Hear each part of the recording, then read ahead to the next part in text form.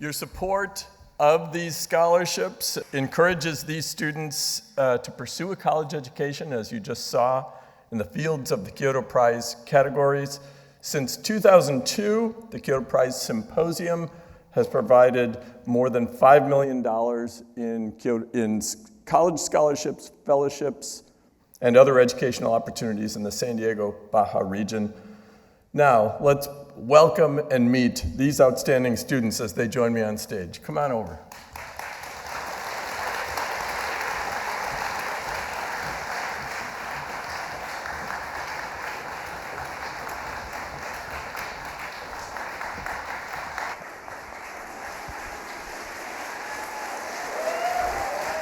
I know.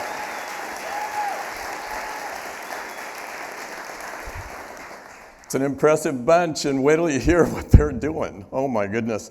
Camila Beltran. Camila, I read that you've been interested in science since you were a child. What intrigued you about that field? I've been fascinated by how natural phenomena happen around us and by how our body functions with such complexity and efficient. But I also understand that there was a very sad situation in your life where you were motivated to get even more specifically involved in biological sciences. Yes, during pandemic, my mother's breast cancer got worse, and that led her to get involved with alternative medicine. She tried chlorine dioxide, which is a strong oxide, and which some people told her that was an efficient treatment for cancer. Unfortunately, she died in February 2021. I'm so sorry, but I've heard that this has motivated you to do research on effective treatments for disease and fight against misinformation that leads to patients opting for ineffective or even harmful treatments. Yes, right now I'm doing research work in my school lab. I'm working with chlorine dioxide, and I plan to continue that in the University UABC in Tijuana. And I hope that my studies lead me to provide medical advances and improved treatments for a lot of people. Camila, we wish you great success. Thank you.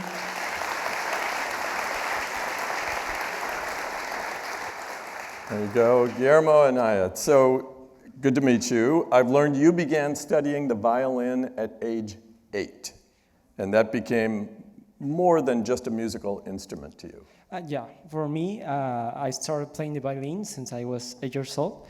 I started in a community orchestra called Orchestra of Casa de la Cultura Pipila. And well, with the time, I became part of several orchestras and projects. And what of the most important for me was being selected for the National Young Symphony Orchestra of Mexico. And this opportunity gave me a lot of opportunities, like meet a lot of musicians of Mexico and play in important venues like Palacio de Bellas Artes in Mexico City, Teatro de Gollado en Guadalajara, and Teatro Bicentenario in Guanajuato. And also I discovered a career that I want to pursue, that is music. And well, the violin become more than just an instrument for me, become a part of my life. Well, you've got bigger goals, though. I mean, even though you study violin both in Tijuana and in San Diego, you've got some goals. Yes. Let's hear them. My goal is to make classical music more attractive for people. I want to combine it with visual art effects and technology and create a really more immersive experience for all. And what are the plans for next year? Where are we going? I plan to study violin at the Carlos Chavez Music School in Mexico City. Well, I expect that will be the opportunity to be in a professional orchestra. Well, I want to keep working in this idea of combining the classical music with visual art effects. I hope we can experience your work for a long, long time in the future. It sounds very, very exciting. Thank you so much.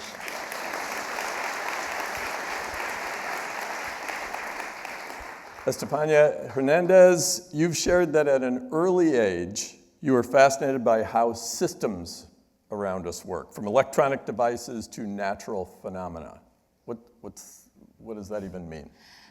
For me, my dad started talking to me about automobiles from a very young age, even before I knew what exactly he was referring to.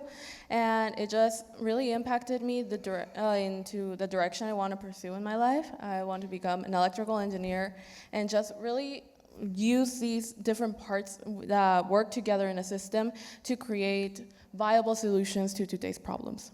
It sounds very creative, but speaking of creativity, you've been dancing since age 3, is that right? And you're also into musical theater?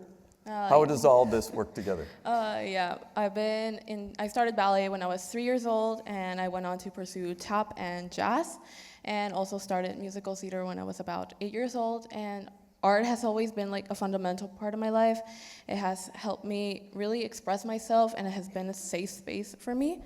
And I feel it has really made me more perseverant and develop my creativity further, which I believe can be really applied to engineering. And there should be no reason these two fields are considered as opposites and should really work together to create more innovative solutions.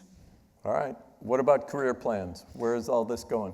I'm planning to pursue electrical engineering at a university either in the United States or the United Kingdom. I'm still waiting on admissions decisions. I think Friday is your big day, isn't it? Yeah, Friday's my You big find day. out? Yeah. I'm waiting to hear back from MIT and the University of Chicago, which are like my two top options. And I would also love to do a minor in something related to the arts to continue developing this area. Sounds wonderful. Best of luck to you, Estefania. Thank you.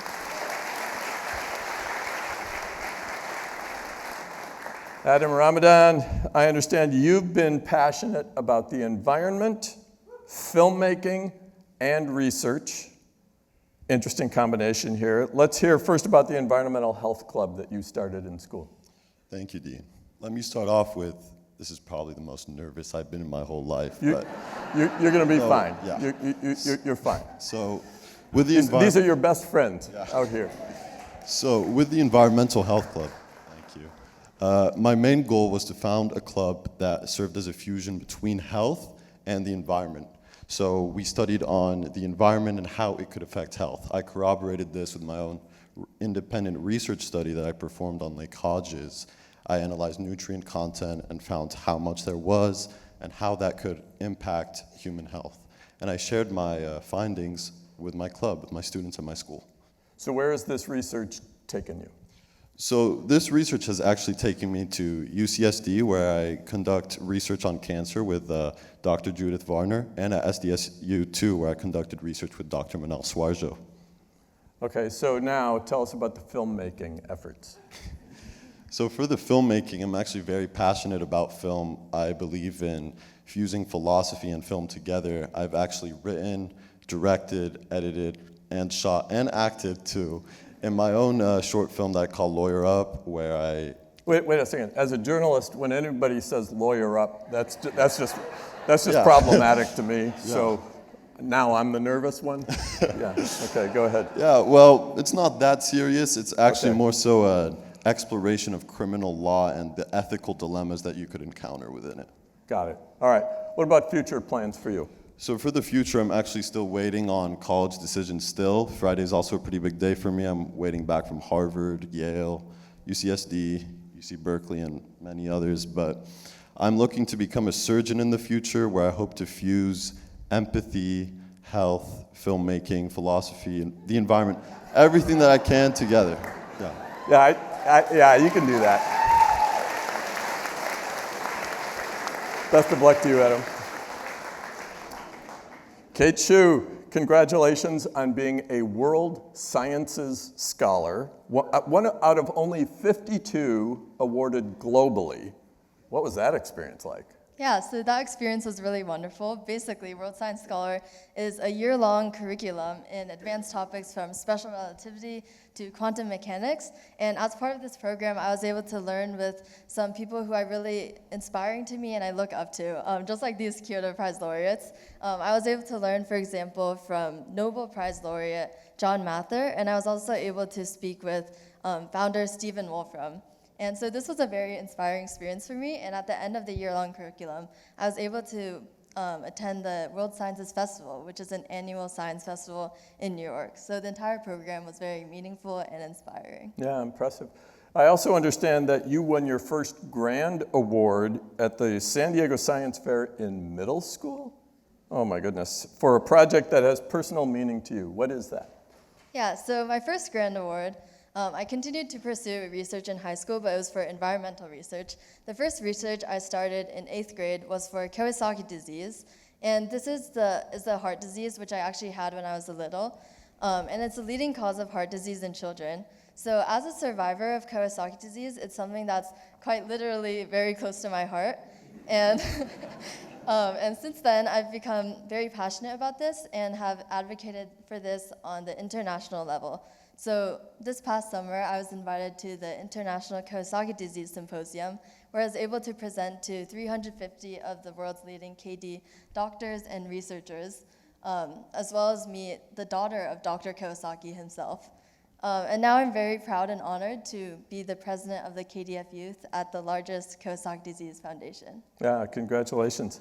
In your spare time, you're an accomplished pianist. You have played piano solos in Paris and at Carnegie Hall twice. Bravo. What's next for you?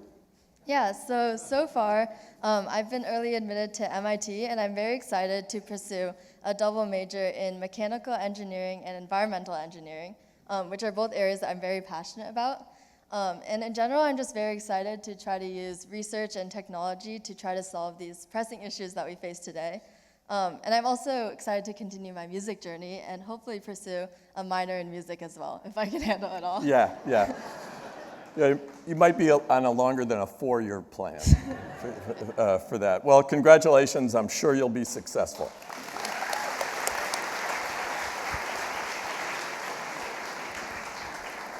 And Sarah Gao, you have yet to graduate from high school, and yet you've already invented a patent-pending method to turn food waste into hydrogels to improve soil moisture. You got to tell us more about this. Yeah, for sure. Once again, thank you all for having us here tonight. Super honored. I'm excited to be here. So going back to your question, I was inspired to work on this research because we live in San Diego, which is a region that is very prone to drought and desertification, as we've all experienced. So I was kind of wondering if there is a way to kind of help soil retain more moisture so that when it rains or when farmers irrigate their crops, the water can be absorbed more readily and slowly be released to plants and other things in the soil. So I created a patent-pending method to create hydrogels, which are materials that can absorb lots of water from fruit peels. And I presented this work at the Regeneron International Science and Engineering Fair this past May. All right, and you were also selected as one of only 2 California delegates to participate in the U.S. Senate Youth Program, from which you just returned from Washington, D.C.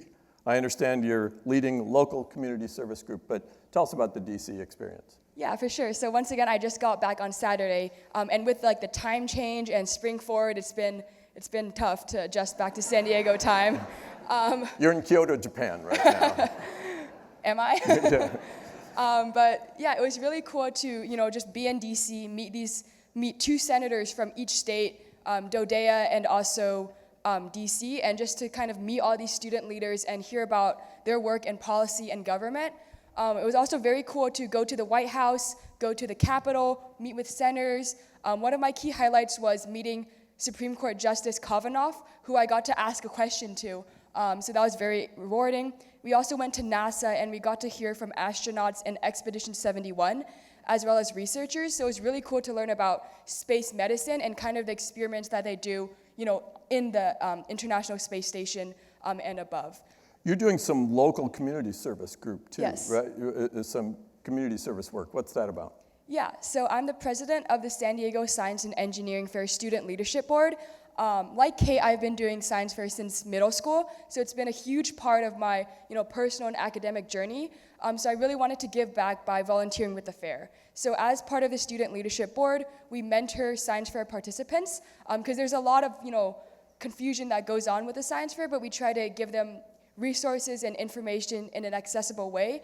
And we also volunteer at the fair. And the award ceremony is actually tomorrow, so that's very exciting.